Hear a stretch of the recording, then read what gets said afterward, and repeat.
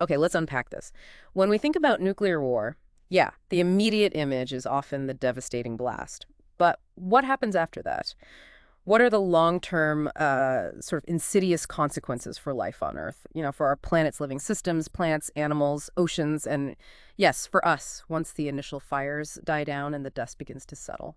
That's a profound question, yeah. And it's precisely what we're diving into today. Our sources for this deep dive are, well, they're really illuminating. We've got everything from a foundational Cold War era report from the The DTSC, Defense Technical Information Center. Yeah. exactly, to a much more recent scientific article from PNAS, the Proceedings of the National Academy of Sciences, focusing specifically on marine fisheries, and also a really comprehensive analysis from SCOPE, that's the Scientific Committee on Problems of the Environment looking at ecosystem vulnerabilities. Our mission basically is to pull out the most critical insights, help you navigate this, well, this really complex topic and become well-informed. Right. And then we're going to uncover some surprising facts here, I think. You get a much clearer understanding of the science behind survival and recovery, or, the lack thereof, for our biological world. So let's begin this deep dive into the biological and ecological responses to ionizing radiation and those dramatic climatic shifts that would follow a nuclear conflict. Okay, so to start, let's try and understand the primary long-term threat. Beyond the raw power of the initial explosion, the critical concern for biological systems isn't really the blast wave itself or even the immediate fires. It's actually the ionizing radiation from nuclear fallout. And what's crucial to grasp here is how these dangerous radioactive materials are even formed and how they spread out. Yeah, you've hit on the core issue there. Nuclear explosions produce, well, over 100 different types of radioactive materials. These are mainly fission products, so new atoms created when the bomb's fuel splits, like uranium or plutonium, Yeah. and also neutron-induced radionuclides. These are common elements in the environment, things like isotopes of iron or cobalt that become radioactive when they're hit by the neutrons from the explosion. Most of these emit harmful beta particles and gamma rays, and for humans, generally the most significant hazard from fallout comes from that external gamma radiation. Okay, so once these are formed, how do these fallout particles made of what? Fused soil, weapon bits, and these radioactive elements, how do they actually interact with the environment? This is where understanding their composition is really key, isn't it? And what might surprise you is how some of the more volatile ones, like strontium-89, strontium-90, cesium-137, they tend to concentrate on the outside of these particles, Right. which makes them much more soluble and, I guess, ready for biological uptake. Exactly.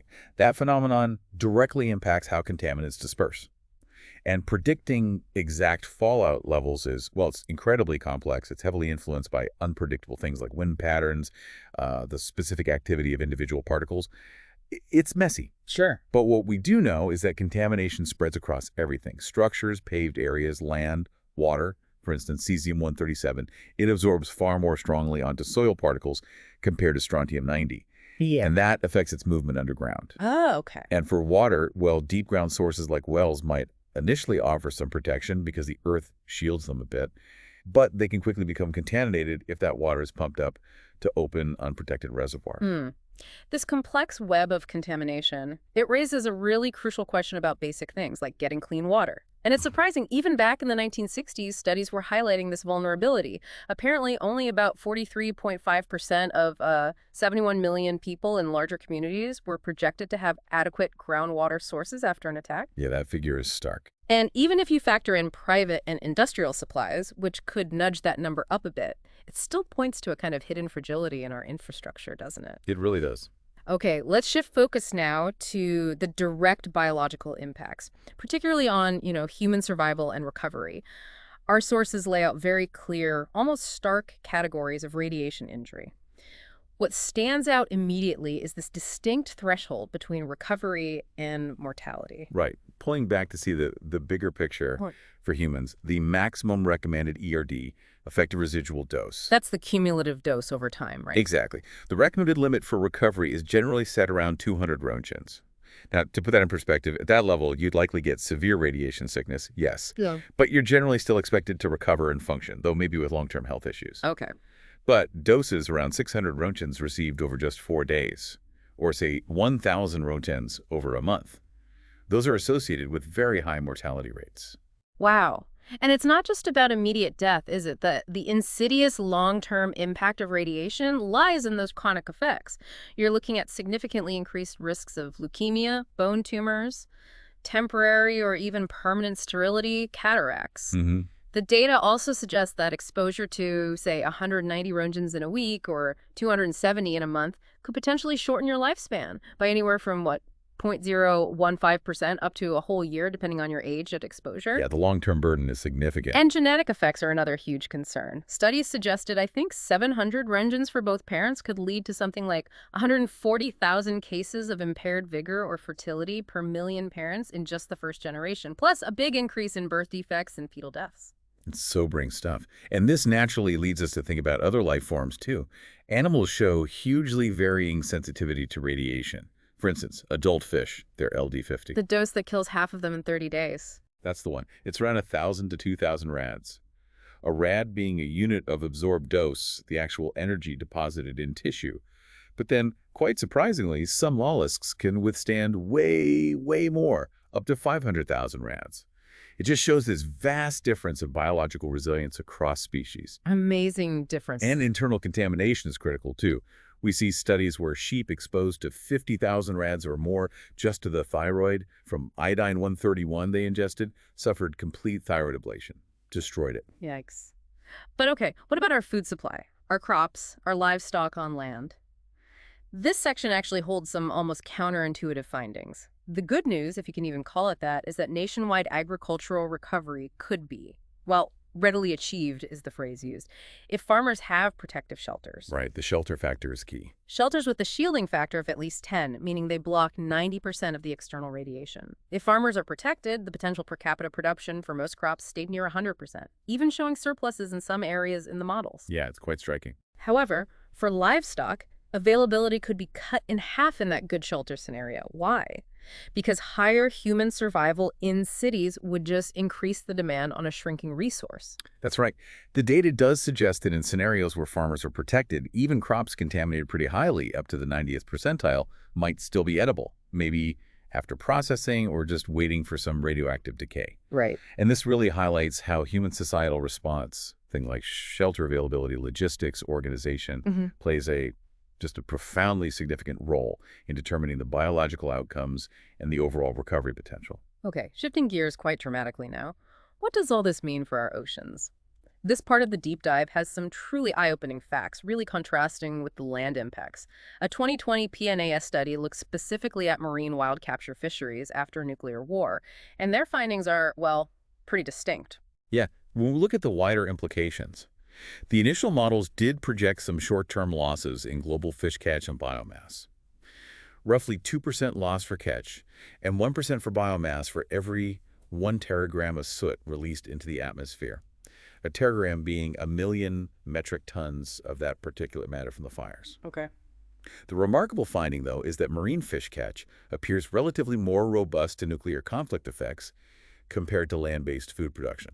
Much more. Really? How much more? Well, for a 5 teragram soot scenario that's a significant but plausible regional conflict size, the study projected about a 4% decrease in global fish catch over 5 years. Compare that to an estimated 11% decline in global crop production over the same period. Yeah, that's a big difference. It really is. It reveals this truly surprising insight. While land agriculture faces these devastating declines, marine fisheries, because of their adaptability and the ocean's thermal stability, they emerge as a surprisingly resilient potential lifeline for food security after a conflict. So the ocean acts as a kind of buffer. A crucial and somewhat unexpected buffer, exactly. So this is where the picture gets really nuanced then. The ocean doesn't cool down as much as land, you're saying. That's a major factor. And fish stocks are highly adaptable. They migrate, they follow suitable temperatures, and fishing fleets, potentially, could adjust their efforts, move to where the fish are, which helps alleviate global catch losses. Right. That adaptability is key. Unlike, fixed fields for agriculture. Precisely. Yeah. It's also fascinating to compare this to global warming. Both nuclear winter cooling and global warming have negative impacts on fisheries, sure, but their underlying mechanisms, and especially the abruptness of the change, are completely different. And this naturally leads us to think about food security on a broader scale. Now, Obviously, global cereal production is vastly larger in terms of total calories provided. Here, yeah. But our sources indicate that if fisheries were strongly regulated before a war, they could theoretically generate emergency catches maybe hundreds of percent higher than unregulated fisheries. Hundreds of percent. Yeah, potentially offsetting a large portion of other animal protein losses, offering a really crucial short-term buffer in a post-conflict world. Okay, that's significant. And another point of relief mentioned was contamination. Yes, radionuclide contamination in the ocean tends to get highly diluted just because of the sheer volume of water. Right. This makes seafood considerably less sensitive to fallout than terrestrial foods, generally speaking. So fish caught away from the immediate war zones could be relatively safe to eat. Relatively safe, yes. And there's even discussion about tapping into currently unexploited resources, like mesopelagic fish, those deep water fish. Their biomass is thought to be potentially larger than all currently exploited finfish combined. Really? That's incredible potential. It is, though exploiting it presents its own challenges, of course. But what's also interesting to consider here is the regional variability. The models project the largest falls in fish catches for developed, high-latitude countries. Which are also likely heavily impacted by crop failures. Exactly. And also for developing equatorial island nations that are already highly dependent on fish. So synergistic effects potentially making things much worse in certain vulnerable regions. That's the concern, yes. It could really exacerbate regional food insecurity. Okay, but it's important to flag the uncertainties here, right? These models make assumptions. Absolutely vital. They assume pretty rapid adaptation by fishing fleets, for instance. They don't fully capture the complex roles of keystone species or potential ocean acidification impacts layered on top. Right. Plus, the pre-war fishing baseline used in that PNAS study assumes basically no effective management globally, which is honestly a pretty pessimistic starting point for current fish stocks. Okay. And the real-world impact on fisheries management after a war is also completely unpredictable, I imagine. Highly unpredictable. It could get much worse, obviously, or maybe surprisingly, it could even improve in some areas if, cooperation and resource protection increase out of sheer necessity. We just don't know. Okay. So moving beyond the direct radiation and that surprising ocean resilience, let's unpack the broader ecological picture. What about the ripple effects of these climatic disturbances? The cooling, the lack of light, less rain across different kinds of ecosystems. The sources consistently highlight that this would lead to a big reduction in primary production pretty much across the board.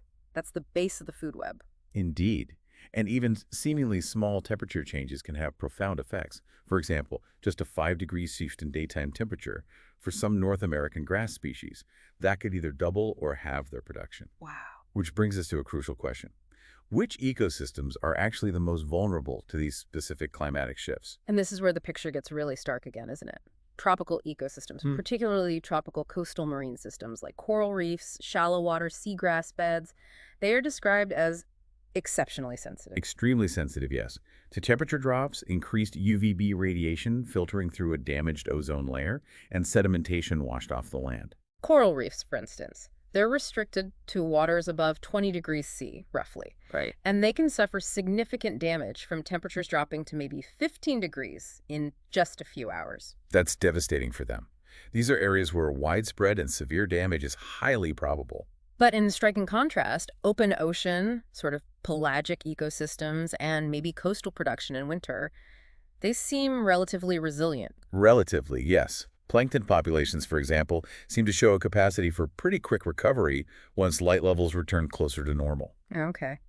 But what about freshwater systems? Lakes, rivers? Well, looking at the overall landscape there, Hmm. Northern Hemisphere lakes could freeze over much more significantly. We're talking ice thicknesses, potentially up to 1.2 meters. That's thick ice. Very. And this freezing, combined with delayed ice melt because of these chronic climatic changes, could lead to a complete loss of phytoplankton activity, the base of the food web there, for an entire year in some scenarios. A whole year. That would cascade through the entire system.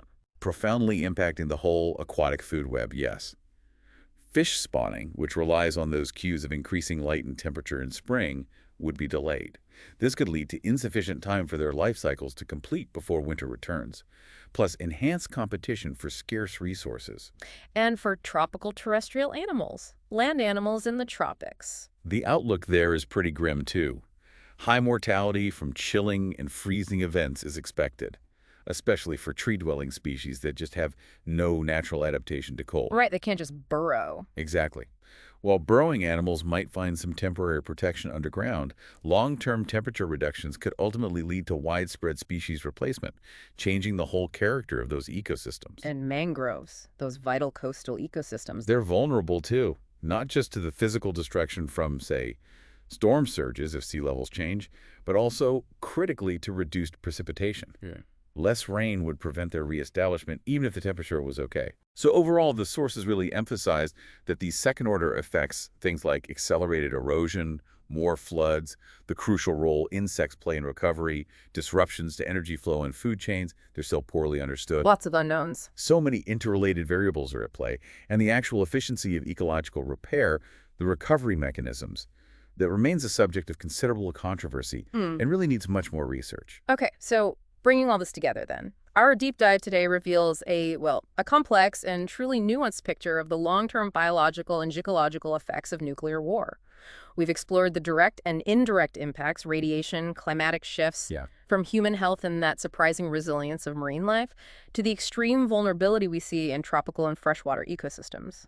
Yeah, the wider implications here are, well, they're profound. I think a key takeaway is that while the long-term biological and ecological effects might not be severe enough to completely inhibit or seriously delay national recovery for all aspects, especially thinking about agricultural land where human ingenuity and preparation, like having shelters, could play such a vital role. Right. The challenges for global food security overall, for the diversity of our ecosystems, and just the intricate web of life itself are nonetheless immense. This deep dive really underscores how interconnected everything on our planet is, doesn't it? Absolutely. It also forces us to confront the fact that human choices, particularly in preparedness before and actions taken after a conflict, can dramatically alter the biological outcomes, perhaps even more than the initial physical damage itself. So what does all this information challenge you, the listener, to consider about this global interconnectedness and maybe about our fundamental assumptions regarding environmental recovery when faced with such extreme, hopefully hypothetical events?